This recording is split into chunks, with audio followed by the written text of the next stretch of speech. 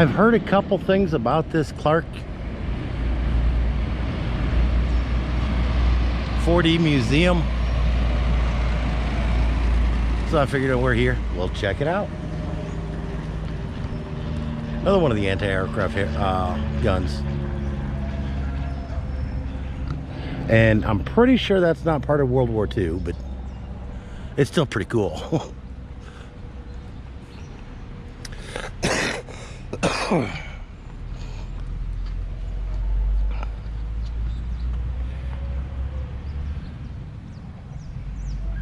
We'll pause on that.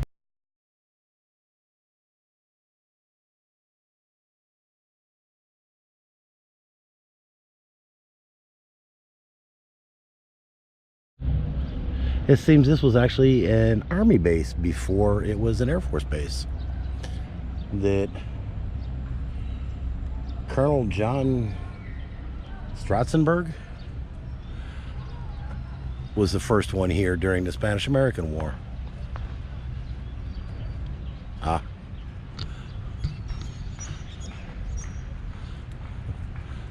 The Clark sign. I don't know what's going on over there. I'm assuming you're gonna have some kind of fair or festival or carnival or something tonight. I'll ask inside, see if they got a better idea.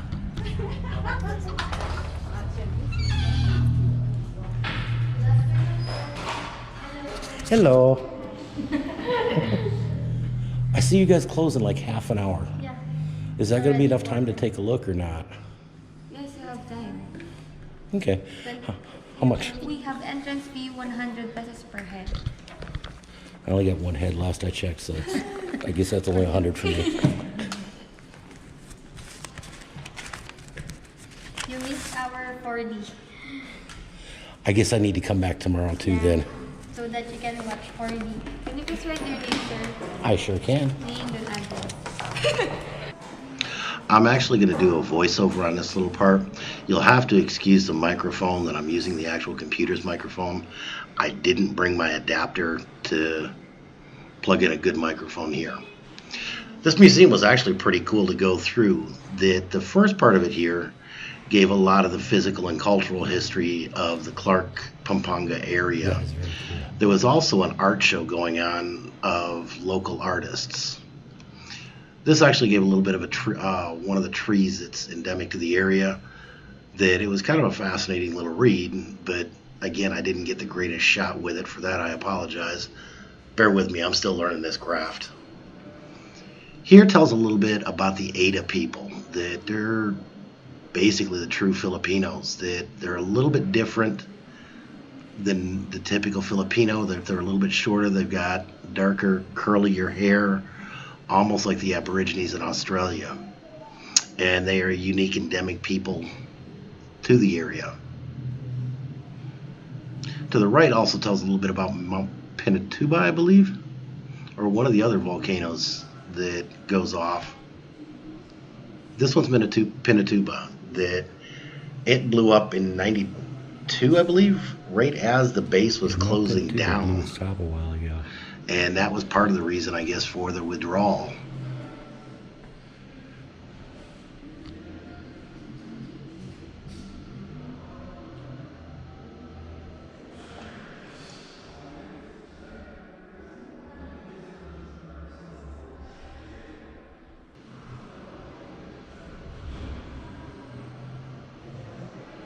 The Ada people are actually pretty interesting. They've got their own culture, language, and are completely separate from the average Filipino. That I'd really like to learn a lot more about them, and this is one place where I truly wish Cindy was with me and could help explain a little bit more about them. Filipinos. The Philippines do a type of decoration called a parole. This is one of the biggest paroles I've seen. And it's a really neat lighted star that Cindy and I are trying to make one. She brought one back home from somewhere, I'm not entirely sure. But we'd like to get one around the house, and each year there's a couple of different festivals in this area that highlight the parole and its history. This is upstairs in the new section of the museum that tells a little bit about the Clark base and the history that went on with the Air Force in that area. It's actually kind of cool seeing a lot of the old base history in this area. I really wish I could find out more information about it. That's one place the new CDC, the Clark Development Commission, actually kind of falls. That other than the museum, I haven't seen a whole lot of organized historical sites or anything like that that would be way cool to go visit. And I know there's a bunch around here from watching a lot of the YouTubers.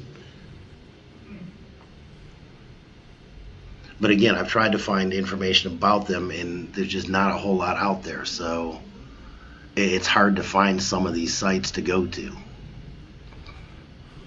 This is kind of cool that people over the years that were stationed at Clark Air Force Base have donated various sentimental objects to be highlighted. Kind of personal touch to the museum as well.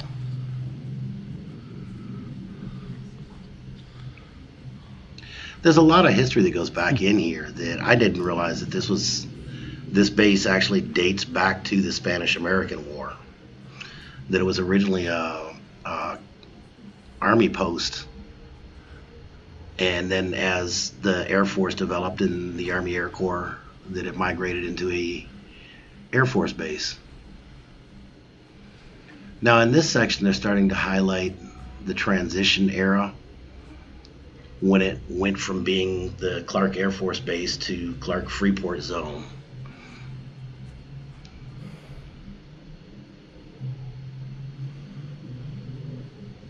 Again, my apologies for some of this video. It's not the greatest. I was kind of rushed, and all I had with me is my GoPro, which normally does really well if I'm actually paying attention and doing a little bit better with it. There's a lot that this museum tells. It's something that would definitely be worth a couple hours to go to if you're into museums.